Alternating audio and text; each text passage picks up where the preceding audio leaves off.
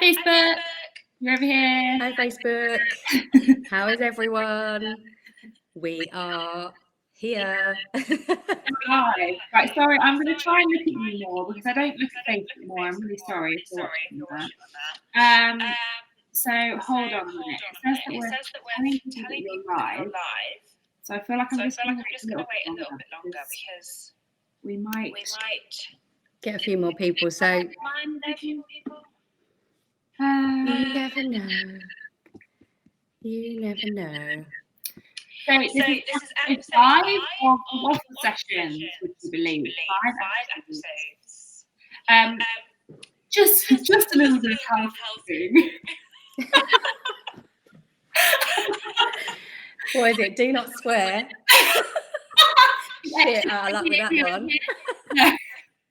No, I just want to say we're going to do every other Monday now, aren't we? Just because. At 8 p.m. same time. So, okay, I'm going to start. So, episode 5 Waffle sessions. Welcome. It's good to be back.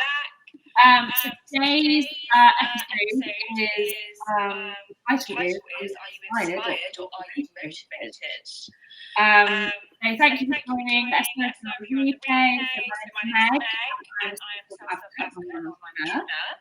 And I'm Kirsty, and I'm also an online entrepreneur. Woohoo! Okay, so today I wanted to start talking about are you inspired or motivated? So earlier, I was actually listening to a podcast. I was listening to a podcast with Abraham Hicks, which is really interesting, and there's a few things I wanted to bring up. So on the podcast, it was kind of talking about the difference between being motivated or being inspired. And there was a guy on there talking to Abraham, and it's all he related to fitness. So I would use the same kind of analogy. So he was saying how in his fitness kind of journey, the way that he motivates himself is by focusing on the body and the physique and the health he does want. But his girlfriend, on the other hand, focuses on the body she doesn't want. So she looks at people in the gym and looks at bodies, oh no, I don't want that. And that actually fuels her motivation. So Abraham was saying, well, the way that you look at things at the time, focusing on what he does want and his desires is more inspiration. And the way that his partner thinks, focusing on what she doesn't want, is more motivation. And then throughout the kind of chat that they were having, it's kind of Abraham was saying how can you hear me? I lost you then. Hello, can you hear me? Yeah, sort of in and out. No, it's in my earpods, that's why. Bear with, sorry. No, you seem to have gone now. Off. Right, are you back? Yes, what happened? So I can hear you. AirPods, so I disconnected my AirPods from my phone, automatically connect again. It's your turn. Your turn. If you open the lid of them as well, if you open the lid, they tend to kind of connect, don't they? Oh, okay. I'm gonna put them in the case though. Honestly, these were for my birthday. Put them in the case. That's what it is. These were for my birthday, and I'm still getting used to them. They're very fancy and weird. Anyway, sorry guys. my turn to be non-technical. So Abraham basically saying how it's important to have the balance between focusing on what you don't want, but obviously focusing your energy more on what you do want. But it's important to you don't know what you don't want. No, you know what you want and what you don't want, but you don't know what you want. What was it again? You don't know what you want from what you want, and what you do want is you know what you don't want. So it's just like, for me, it's like a yin and yang thing. But obviously, I mean, Kirsty and I were talking about before the call, just more about law of attraction and focusing on things that attract things that you want in your life. Is definitely a way that we both work.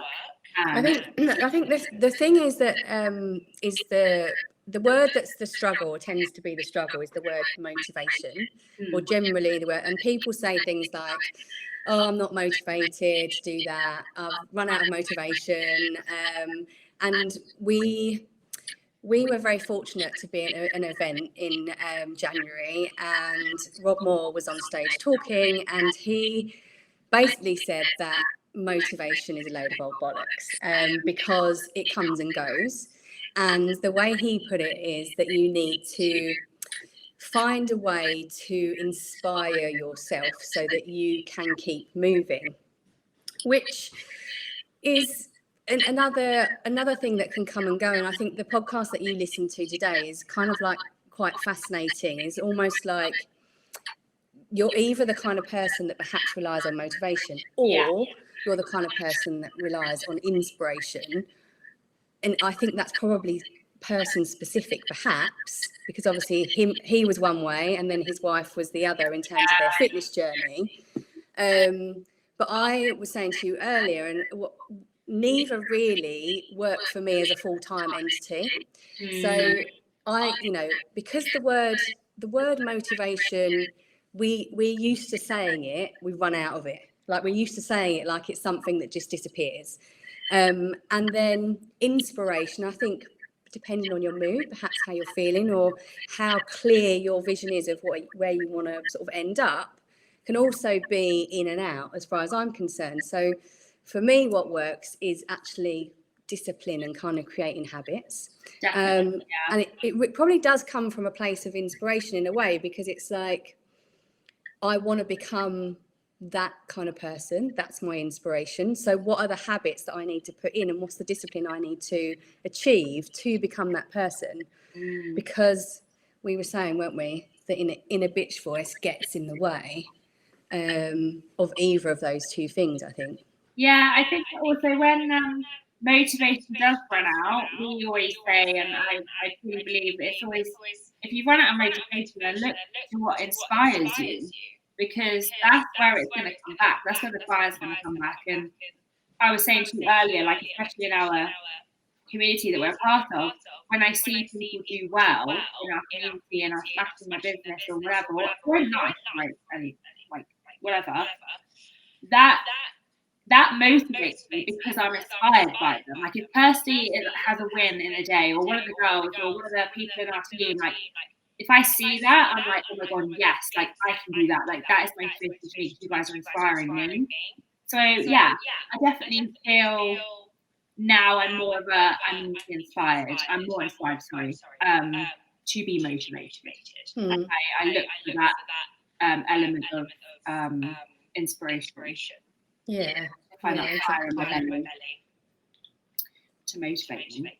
Yeah, and I think we're really fortunate with the community. We say it every time we're on, but we are really fortunate with the community. And it isn't just that we've got a community, it's the way that community has been structured, in that we do talk about our wins, and we do talk about our achievements, and we do talk about the things that are working for us, and we do share those. And I think that really kind of like creates that fire that you're talking about, and that real kind of inspiration. And it's almost like a big bubble of inspiration of, together we want to be this, together we want to be here, and we see people around us smashing it. And there might be other environments that we've worked in, or you've worked in maybe in the past, where that creates a level of competition. It's not inspirational at all. It's like, makes you feel slightly stressed, you're a bit scared because they might be like stepping on your toes or whatever. But this environment that we're in is so different and really inspiring, if I want to use that word. And I think that's the way it's been structured. I really do. And I think sharing all of your good days as well as your bad is a really important part of that journey. Yeah, definitely. Also, another thing that I heard on that podcast was a lot of environments, especially out the one that we're in our business, like in the corporate world, the way that in which certain people in those environments motivate people is by scaring them. Like, you don't hit these targets, if you don't do X, Y, Z, you're going to lose your job. So people are fueling their motivation from being scared and being, holy fuck, I need to like do something. Which then is when that negative energy is kind of built up, and it just causes a negative environment. And I thought that was really interesting because I definitely have seen that at the workplace where I am now or in the past, especially in the corporate world. It's just motivation based on being scared and not it's just not.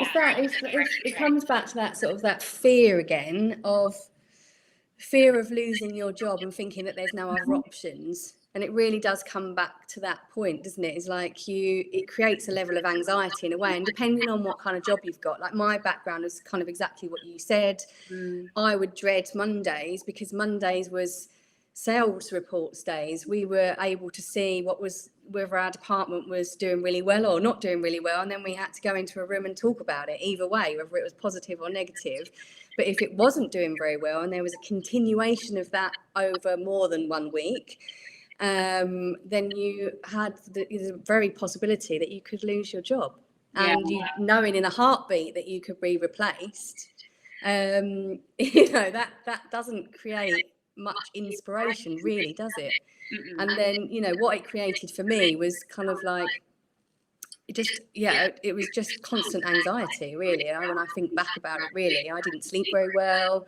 And it was that worry of not only that you're going to lose your job, but what comes with that is like that failure element. You've sort of like failed. You haven't been able to succeed at it, and therefore you've lost your job. And it's like, who else have you got to blame but yourself? But that's culturally in our society with regards to corporate world, it's totally wrong, really.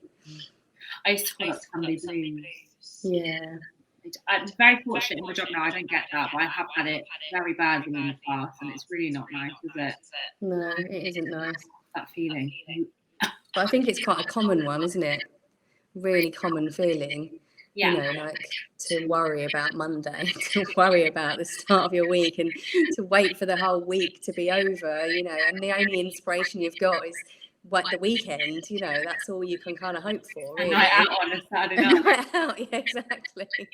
Drowning your sorrows. Well, that's what I ended up doing anyway, which wasn't good at all. And I think it's very easy. It's very easy, I think, when you're on your own or in that situation, or like me and before, when I started my business before and I didn't have a community around me, it's very easy to get sort of lost in that feeling of really lack of motivation, because you're not inspired, because you feel like you haven't got time to sit down and think about what inspires you, and there's nobody around you giving you that little oomph and that little kind of push in the right direction. Your fire in that situation is essentially scare and fear.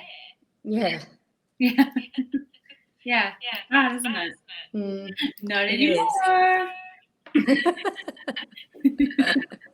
We have each other to inspire each other. Yeah, it is really good. It is amazing, really.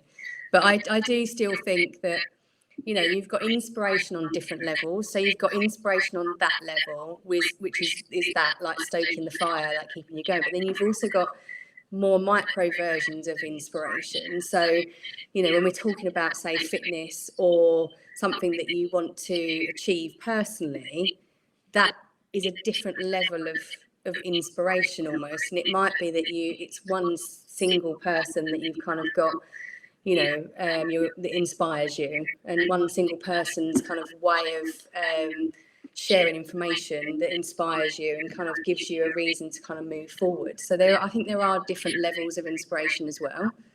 I think what we do. I think the discipline part that you did touch on earlier is definitely very important, having that discipline. It's definitely something in entrepreneurship that we're tested with. And a lot of entrepreneurs will probably vouch for that as well. It is having that discipline to be inspired, to have that fire. Like there's days when it's not easy. It's really not. But yeah, we bang on about it with the community that we have. I wouldn't be where I am now without you guys. So it's definitely important to have that support network around you. But again, that's when the discipline comes into play. If you know that every day you have set habits, set tasks, things that you need to do, because you know that if you do those things every day, it's going to get you to where you want to be. Then that takes the bad days out of it, because whether you've had a good day or a bad day, those are the things they're the non-negotiables. They're the things that you need to get done, so that you know that you're moving closer to that particular goal. And it might be that overall you've got like a to-do list or whatever, but there's some things on there that can wait till tomorrow. And if you've not quite got the same level of oomph today, and you need a bit of a relaxed day or whatever, but there's non-negotiables on that thing every day. And then when you hit those every day, that also gives you that motivation, because you can see at some point you turn around and you're like, oh wow, look how far I've come. Motivation didn't help me get there, my discipline did. And then you start to rely on yourself a lot more, and you'll know you're going towards that goal that you're trying to achieve. And I just think that for me is in the middle of those two things, and kind of what gels them together is the discipline part. I find that's really interesting. I definitely agree. Good way of thinking about it. It's not easy though. It's not easy to do it, and it's creating those habits. Now, I don't know if anyone's ever read the book Atomic Habits, but it is a very good book. Have you read it? It's on your bookshelf. It's the next one along. I'm a very slow reader, guys, but I do read. I'm getting better. Before my business, I didn't read at all, but now I do read a lot. But yeah, I'm so slow. It's because I have to take time to understand stuff. But no, Atomic Habits is on my list, so. It's definitely a good one, and I definitely need to read it again, because it's one of those ones that it's almost like a workbook, and I find those more challenging to read, because in my mind I want to get to the end of the book, but at the same time I've kind of got to put these things into practice. And the way he breaks down habits just makes it so much simpler to kind of like digest. So, again, we start scaring ourselves with words like discipline. Oh, I'm disciplined. You don't say that about yourself, but you just put those little things in, those little habits. So the thing that I was doing before when I wanted to go to the gym is that I would make sure that I would put my gym clothes on and put my trainers on in the morning. And I'd have other stuff to do, but I knew that meant if I had my gym clothes on and my gym trainers, I would be going to the gym. Yeah. So it just little tiny things like that. And you're not overwhelming your brain with going, oh, I need to go to the gym and I need to do this, that, and the other. You're like, all I need to do is put my gym clothes on, and then it makes it part of the habit that you just end up going. So it is quite good. I think it's a really good one to read, but I will definitely be picking it up again to try and batten down some of the things that he says. It's simple but complex if you're not used to it. It's fascinating, isn't it? It's like tricking your mind. Tricking your mind into a good thing. Yeah, I was thinking about it today, because I tend to do this thing, and it's a cycle, and I've probably been doing it, and I was trying to think, I've probably been doing it for 23 years, maybe 24 years, this cycle of go on a run of fitness and looking after myself and dieting, and then stop, gain loads of weight, getting really unhealthy, don't like the look of myself in the mirror, start to talk to myself really negatively, get to a point where it's really extreme on the other end, and then go nuts. And I've been doing it, I probably would say that kind of cycle I've been on for 24 years. And I realise that I'm doing it again. I'm at that point again now. So I'm at the point again now where instead of creating the habits where I do something small every day and put myself first and put my fitness at the top of the list, I do this thing where I do nothing for ages, and then I go, shit, now I've got to do loads of stuff. Yeah. And that's why I need to definitely read that book again and kind of create those new habits. I'm not going to beat myself up, especially not over the last year and not having, a home and all of that kind of stuff. So not going to beat myself up over it. But when I sat down and thought about it, I was like, this is the thing. This is the Kirsty thing. It's like breaking the cycle, isn't it? We can like implementing new habits. It's definitely something I need to do, especially with fitness. Andy said it's echoing, not sure if you're right. Yeah. Yeah. It's always echoing. We haven't worked out how to deal with that yet. It wasn't as bad last time, but We need a proper headset and microphone. Is it really bad, Andy? Or a soundproof room, please. Yeah. Well, I tried to use the AirPods, but it just wasn't happening. So that was my only option. Of trying to get over the line. One day we'll have a podcast studio. One day. And, we'll be sitting next to each other. It will happen. It's happening. And we'll have cameras everywhere and we'll be going live on all these different platforms. You put that out there now. We have to hold ourselves accountable to that. That has to happen. It's going to happen. I'll have a think. Thanks, Andy. Yeah, I had it on the first one, but the last two haven't been, or the last few haven't been that bad. But the first one was quite echoey. But yeah, there's not. I think AirPods is probably the answer, but for some reason it kept connecting to both, and it was just a nightmare. So not ideal. Andy could be our sound technician, our sound manager. The Meg and the Raven. Oh God, that was so funny. I love that, the Meg and the Raven. Andy, we were going to introduce ourselves as Megalodon and the Raven, but we decided it was probably. I stopped laughing since what was it, an hour ago we were on there. We literally, before this call, guys, we were just both crying with laughter about electric rubbish. It was hilarious. This is what I look forward to Monday night. This literally is just, makes me.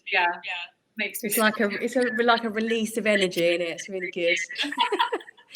Anyone that's thinking about doing a podcast or going live with their mates, just do it. Do it, yeah. I mean, here we are, episode 5. So back to. I mean, is there anything else we want to talk about? Motivation, inspiration. I think we touched on the point. Well, I wanted to put it out there because I think for me the whole idea of the law of attraction is the Meg and the Raven, not the Raven and the Meg. Not sure why. I think it should be Megalodon. So I'm gonna get those terms now. Anyway, what was I saying? Law of attraction. So, not that the law of attraction is new to me, but accepting the law of attraction as being a thing is new to me, and it's only been over the last probably 8 months where I've started to read a few books and things have actually started to happen from the manifesting and the thought process that I've put in. That the law of attraction I've started to kind of look at and listen to and kind of try and understand a little bit more. And I think that's what I wanted to put that out there to anybody that's perhaps watching that maybe understands it a little bit more. But we were saying when we're looking at the inspiration and the motivation, so the motivation is you focused on what you don't want. So let's go back to the fitness analogy. If you're in the motivation end of that scale, you are looking at somebody that's unhealthy and that's what you don't want to be. And then on the inspiration end of the scale, you're looking at someone that's, fit and healthy and that's what you do want to be. So I just put it out there earlier when I was talking to Meg as to when it comes to the law of attraction, if you're on the motivation end and you're focusing on what you don't want, isn't that then the universe perhaps picking up that message as something that you do want? Because when those thoughts are in your mind, you're telling the universe a message. So where's that line? Because we sort of both thought it's important to know, but where's the line of when you stop thinking about it? Because I feel that I'm definitely now on the inspirational spectrum. I do inspirational inspire me. I do, and this is kind of where we were discussing is for me, I think it is important to remind yourself every so often on things that you don't want, not focusing on it so much. It's a fine balance, isn't it? Knowing what you don't want, but then putting energy into that inspiration what you do want. I do think it's important that you need to keep your eye or your mind just there on what you don't want every now and then. Just to give you I don't know, wording it very well. But no, we're talking about that. We're going to know if anyone's watching what their thoughts on it. Yeah. It would be interesting to get a take on that, really. It's like, it's really good to know where you don't want to be, for sure. But how long do you spend thinking about that? I think I probably, this is where I was coming from, is that I probably think about that end of the scale more. And that cycle that I was just talking about, is that cycle happening because I'm giving out the wrong message? Because my focus is on what I don't want to be and not enough of on what I do want to be. So it's like as I'm talking to you about it, it's almost like in my mind I need to make that switch, and perhaps it's too much. Maybe I'm 60-40 when I need to be 60-40 the other way. Yeah, definitely. It's a difficult one, isn't it? But it's definitely a cycle. That cycle of 24 years is a long one, and it's like, what am I doing wrong, and what do I need to change? Other than the habits, how do I get, the universe to support on what I'm trying to achieve? And perhaps that's where my focus is slightly off. Yeah, I think focus it, like thinking of what motivates, what inspires you to the whole fitness. What health. Yeah, so it's like who, I think focusing on who you want to be, like what does Kirsty look like in 5 years' time in this journey that you're on? And thinking of that and focusing on that rather than focusing on why you feel like it's happening. Maybe that's it. Maybe you're focusing on too much on why is doing the cycle. Whereas the way to break it is forming the habits, like I say, but then keep thinking, I want to be that Kirsty, like, I don't know, 2 years' time. Yeah, I think that's sort of, that's it, isn't it? It's like my focus isn't enough on that. It's too much in the, oh God, I've done it again. It is though. It's like, I've done it again. I'm the same. I've messed up. I've not looked after myself, and all I'm doing is focusing on that, because every time I look in the mirror, that's what I've ended up with. I'm only human at the end of the day. I can say all this, positive stuff and all that, but the reality is, and it's only something that I realised today, is that is actually what's happening. So I think you're absolutely right. Is that even if it is that 5-year vision, 1-year vision, whatever it is, but for me, it is about being healthy no matter what. So not that, like, that should be number one, because that is about me and looking after myself. Yeah. So that should be inspiration enough. But coming back to, traumas and things, stuff like that, then I think that's where something is blocking and in the way in terms of that happening. And it's like not being able to put myself first, not I'm not at that place yet where I'm number one. I'm getting there. I'm definitely getting better at, like, putting those boundaries and stuff in, but I'm definitely not 100% there yet. Yeah. And I think that maybe is part of where that sort of block and that problem is. Well, the first step is to be recognising it. Yes. Which I have now that we're talking today. Thanks for the therapy session. It's also like a therapy session, isn't it? Like these chats. It is. Everyone else watching on the replay, if they're watching on the replay. But yeah, good chat. Very good chat. It's always good to chat. It does make a difference when you say stuff out loud as well. I think, sharing things and having debates and discussions and opening stuff up really helps your mindset in terms of the way you think about something. That this conversation it's just really brought all that into my mind, and it will be now something that I can probably focus on and spend a bit more time on. Oh, a bug then. You and your... I know. She was like, oh, there's a wolf. And then she's like, there's a ladybug. I was like, why?